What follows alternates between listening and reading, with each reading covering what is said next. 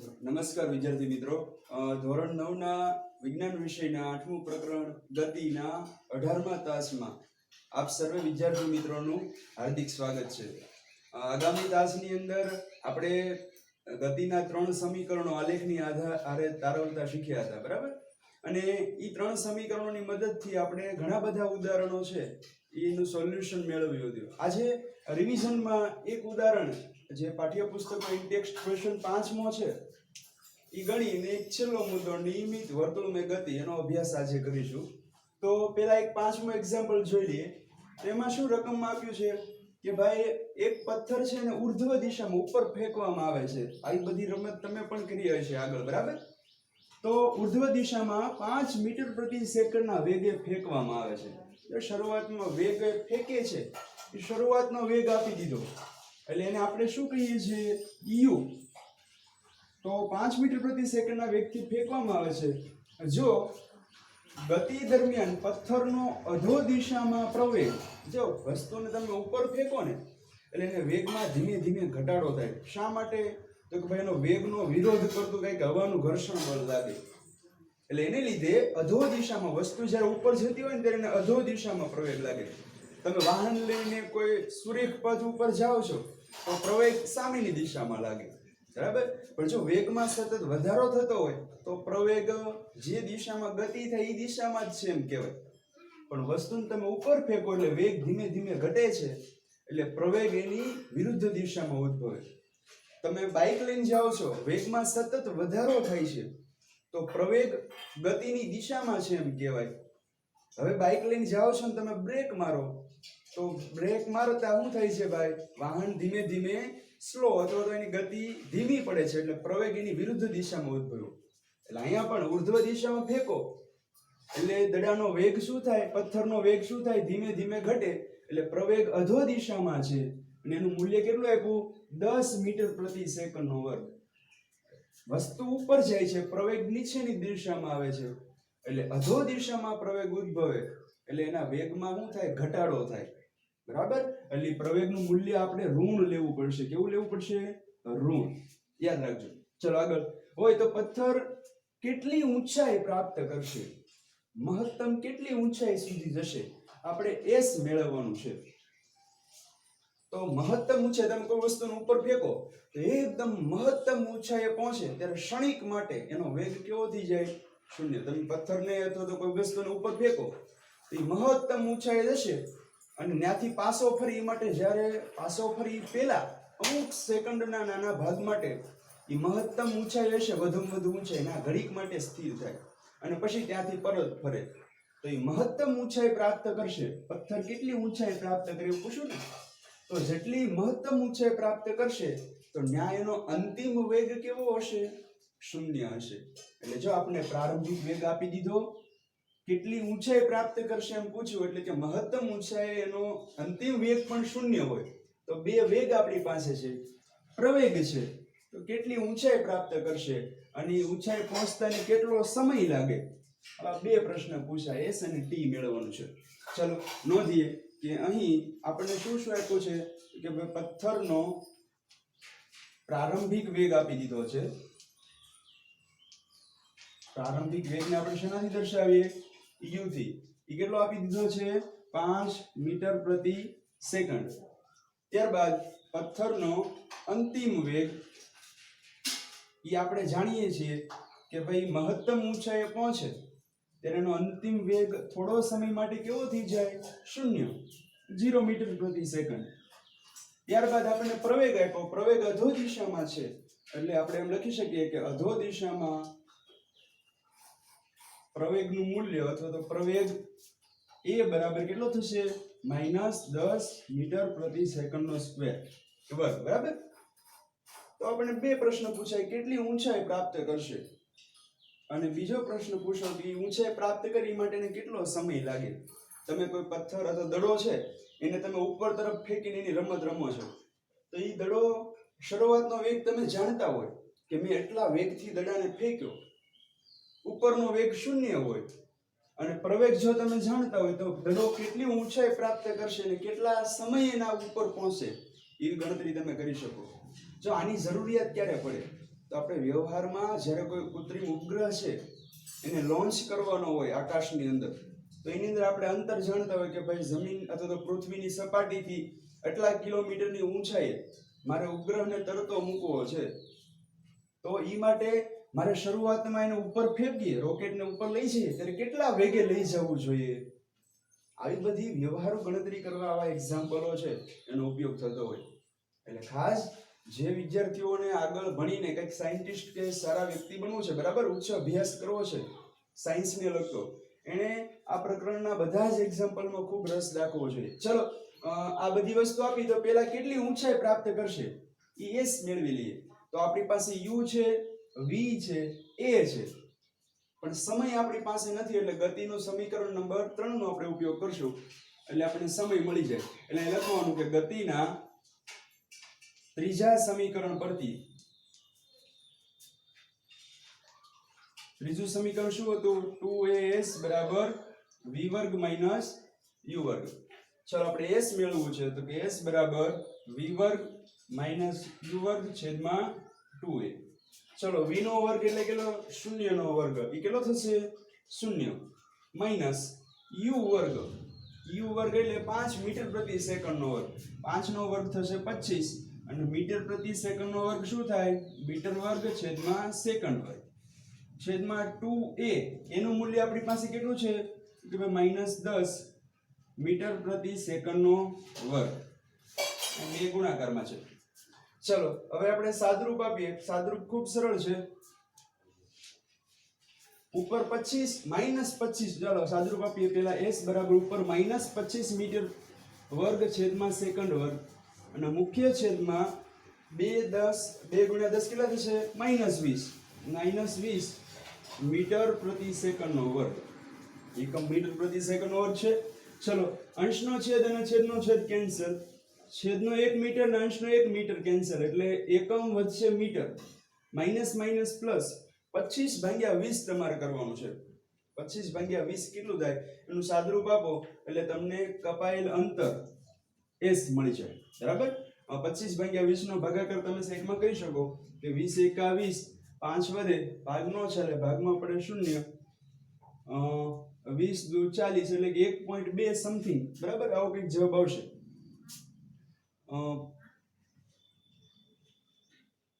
આ 1.2 metre something આવશે જવાબ. બરાબર, તો આ તમને અંતર મળી ગયું. હવે એ અંતર કાપવા માટે અથવા તો ત્યાં પહોંચતા મહત્તમ ઊંચાઈએ પહોંચવા માટે કેટલો સમય લાગે એટલે ટી પૂછો. બીજો પ્રશ્ન. તો ટી મેળવવા માટે આપણી પાસે ગતિનું પહેલું સમીકરણ છે v બરાબર u વત્તા at. હવે ટી મેળવવો છે તો એમાંથી સમીકરણને સૂત્રનો કરતા બનાવી દઈએ અથવા તો બધી કિંમત મૂકીને પછી ટી મેળવીએ તો પણ ચાલે. ચલો v આપણી પાસે છે 0 મીટર પ્રતિ સેકન્ડ, u છે 5 મીટર પ્રતિ સેકન્ડ વત્તા એ શું છે આપણી પાસે -10 મીટર પ્રતિ સેકન્ડ નો વર્ગ એને ગુણ્યા ટી આપણે મેળવવાનું છે. હવે આ બધી જ પદ છે, આ આખા પદ સાથે 5 મીટર પ્રતિ સેકન્ડ છે એ સરવાળામાં છે, એને બરાબરની આ બાજુ મોકલી દો તો શું થશે? -5 મીટર પ્રતિ સેકન્ડ. આ બાજુ શૂન્યમાં ઉમેરે તો એ જ વધે છે. આ બાજુ સાદરૂપ આપીએ તો અહીંયા શું વધ્યું? -10 મીટર પ્રતિ સેકન્ડ નો વર્ગ એને ગુણ્યા ટી. હવે આપણે ફક્ત ટી મેળવવું છે તો -10 મીટર પ્રતિ સેકન્ડ નો વર્ગ છે એને છેદમાં આવવા દો એટલે ટી બરાબર શું વધે? અહીંયા -5 મીટર પ્રતિ સેકન્ડ તો હતું, છેદમાં શું આવ્યું? -10 મીટર પ્રતિ સેકન્ડ નો વર્ગ. માઈનસ માઈનસ પ્લસ 5 દુ 10, અંશનો m ને નીચે છેદનો m, બરાબર, એ કેન્સલ. 1 સેકન્ડ છેદનો છેદનો અને 1 છેદનો છેદનો સેકન્ડ કેન્સલ. હવે છેદનો છેદ s છે ક્યાં આવે? અંશમાં. 1/2 s, 1/2 એટલે 0.5 સેકન્ડ. તો સમય t આપણને મળી ગયો 0.5 સેકન્ડ. સાદરૂપ ખૂબ સરળ છે, તમારી રીતે તમે આપી શકો. તો આપેલ પ્રશ્નનો જવાબમાં બંને જવાબ મળી ગયા કે પથ્થર છે એ મહત્તમ 1.2 જેટલા મીટર જેટલી ઊંચાઈ પ્રાપ્ત કરશે અને ત્યાં પહોંચવા માટે એને 0.5 સેકન્ડ જેટલો સમય લાગશે. ઉદાહરણ ખૂબ સરળ હતું, પરંતુ આપણને આમાંથી પ્રારંભિક વેગ, અંતિમ વેગ એ બધા મૂલ્ય તારવતા આવડે અને સૂત્ર આવડે તો ઉદાહરણ ખૂબ સરળ છે. હવે પછી છેલ્લો ટોપિક જોઈ લઈએ.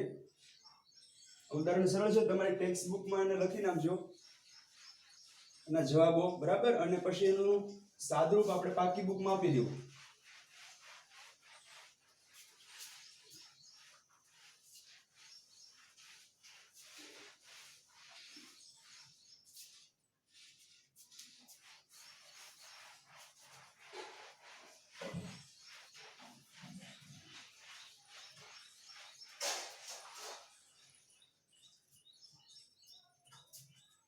ચલો, છેલ્લો મુદ્દો આપણો છે નિયમિત વર્તુળમય ગતિ.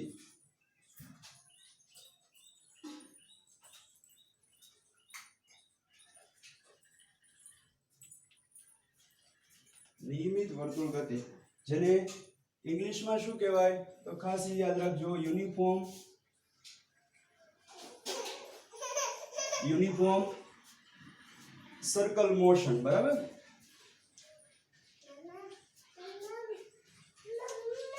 Uniform circle motion.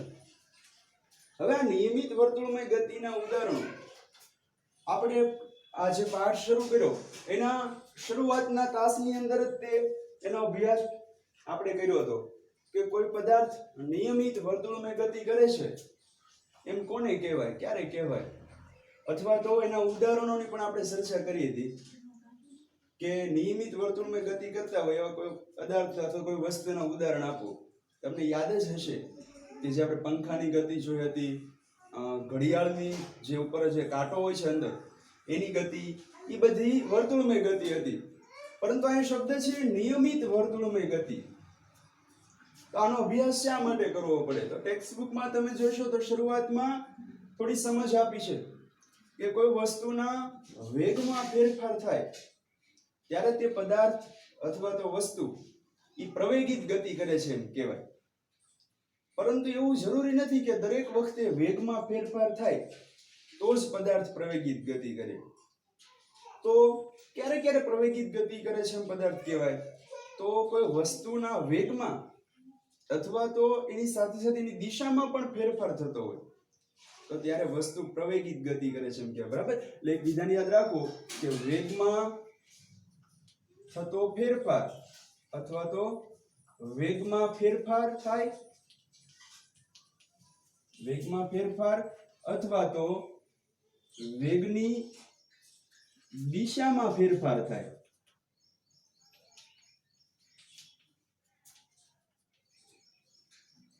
ત્યારે વસ્તુ પ્રવેગિત ગતિ કરે છે તેમ કહેવાય. શું? તો ત્યારે વસ્તુ પ્રવેગિત ગતિ કરે છે તેમ કહેવાય.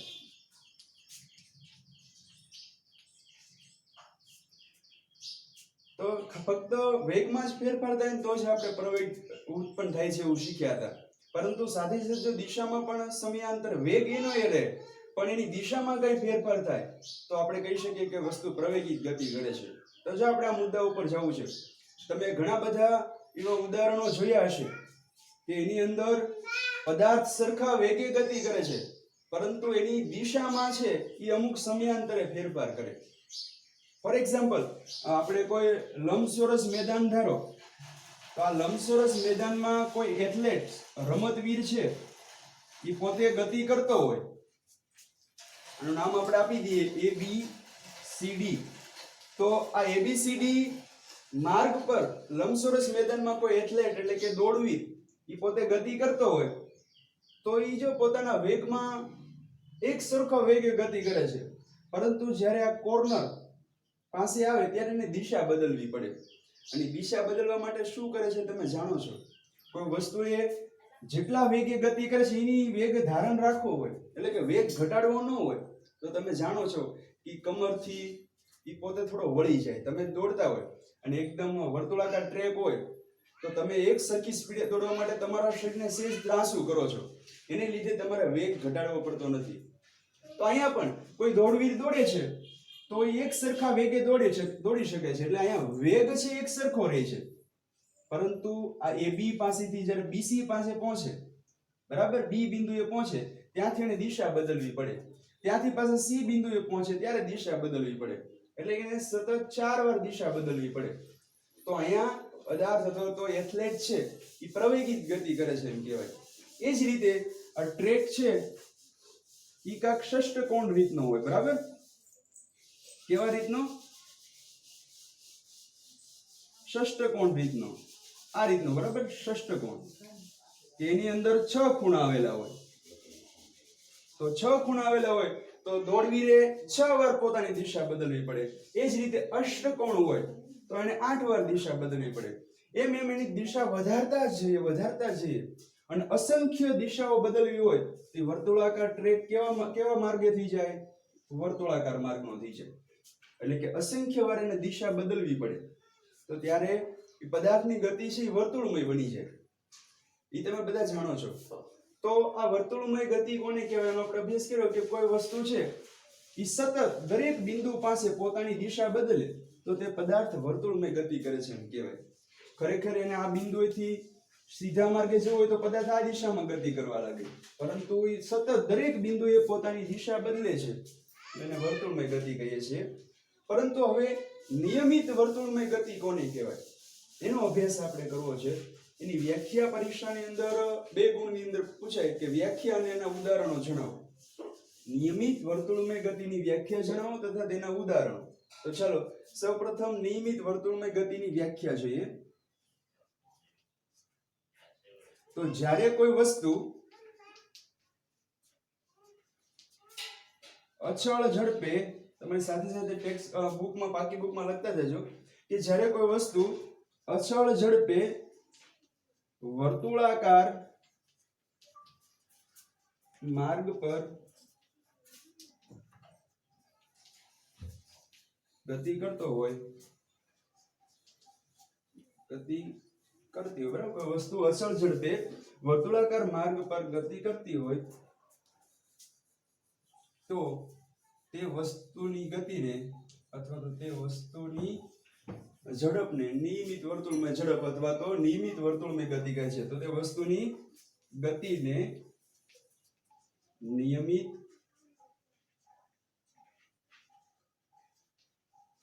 વર્તુળમય ગતિ કહે છે.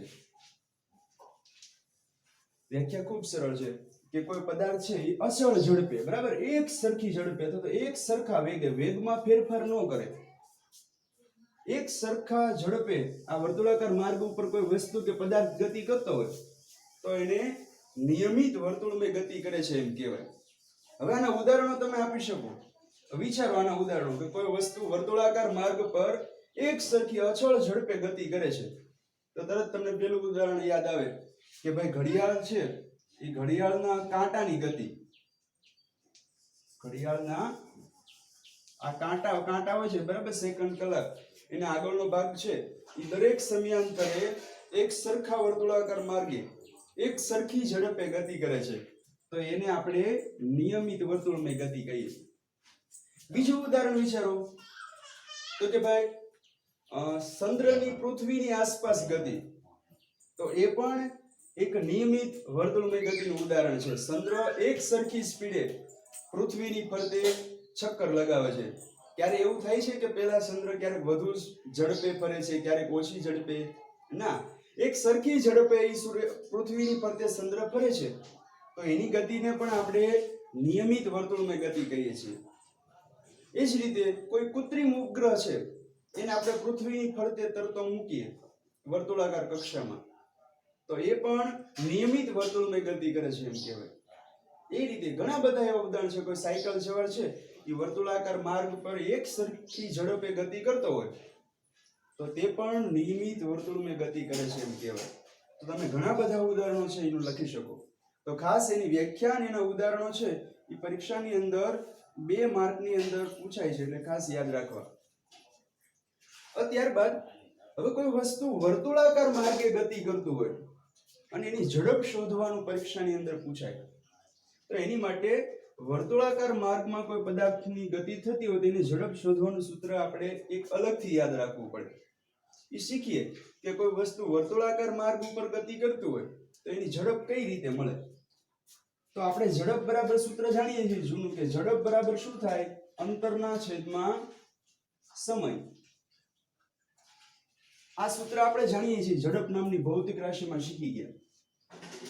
ઝડપને આપણે v વડે દર્શાવીએ, અંતરને s વડે અને સમયને t. પણ જ્યારે વર્તુળાકાર માર્ગે કોઈ વસ્તુ ગતિ કરતો હોય, આ બિંદુથી શરૂ કરીને પાછા આ બિંદુએ પહોંચે, તો એ દરમિયાન અંતર કેટલું કાપે? તો ધારો કે આ વર્તુળની ત્રિજ્યા r હોય, સ્મોલ r, તો કેટલું અંતર કાપે? તો કે વર્તુળના પરિઘ જેટલું. તો વર્તુળના પરિઘનું સૂત્ર તમે જાણો છો, શું થાય? 2πr. તો કે ઝડપ v બરાબર અંતર અહીં કેટલું કાપે? વર્તુળનો પરિઘ, એટલે કે 2πr છેદમાં સમયને આપણે t વડે દર્શાવીએ છીએ. એટલે આ વર્તુળમય ગતિ માટે ઝડપનું સૂત્ર થઈ ગયું v બરાબર 2πr છેદમાં t. બરાબર? r એટલે શું? તો કે જે તે વર્તુળની ત્રિજ્યા, t એટલે સમય, v એટલે ઝડપ, અને પાઈ ની કિંમત તો આપણે જાણીએ. તો આ એક સૂત્ર પણ યાદ રાખજો કે નિયમિત વર્તુળમય ગતિ કરતા પદાર્થની ઝડપનું સૂત્ર શું? તો કે v બરાબર 2πr ના છેદમાં t.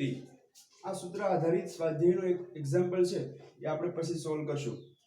હવે આ નિયમિત વર્તુળમય ગતિની ઝડપનો SI એકમ એ પણ મીટર પ્રતિ સેકન્ડ જ રહેશે. બરાબર? અહીંયા પાઈ નો કઈ એકમ ન હોય. r એટલે ત્રિજ્યા, તો વર્તુળની ત્રિજ્યા છે એ આપણે એનો ત્રિજ્યા એટલે અંતર થયું, મેઝરમેન્ટ, એનો એકમ મીટર હોય, સમયનો એકમ સેકન્ડ. એટલે આ નિયમિત વર્તુળમય ગતિ છે એનો SI એકમ પણ કેવો રહેશે? મીટર પ્રતિ સેકન્ડ. બરાબર? તો આ ખૂબ સરળ હતું. આપણે ટોટલ વેગમાં ફેરફાર થાય અથવા તો વેગની દિશામાં ફેરફાર થાય ત્યારે વસ્તુ પ્રવેગિત ગતિ કરે છે એમ કીધું. એના ઉદાહરણો જોયા કે એવું ક્યારે થાય છે કે વેગ અચળ રહે છે, દિશા બદલે. તો પાઠ્યપુસ્તકમાં જુદા જુદા આકાર આપ્યા કે લંબચોરસ, ષષ્ઠકોણ, અષ્ટકોણ, આ બધામાં ઘણીવાર દિશા બદલવી પડે. બરાબર? અને આ વર્તુળાકાર માર્ગ છે એમાં અસંખ્ય વાર દિશા બદલવી પડે છે. એટલે આ બધામાં પ્રવેગિત ગતિ થાય છે એમ કહેવાય. અને એને આપણે નિયમિત વર્તુળમય ગતિની રીતે શીખ્યા, એની વ્યાખ્યા, એના ઉદાહરણો, અને ખાસ એનું એક સૂત્ર યાદ રાખજો. હવે પાઠ્યપુસ્તકમાં એક પ્રવૃત્તિ આપી છે.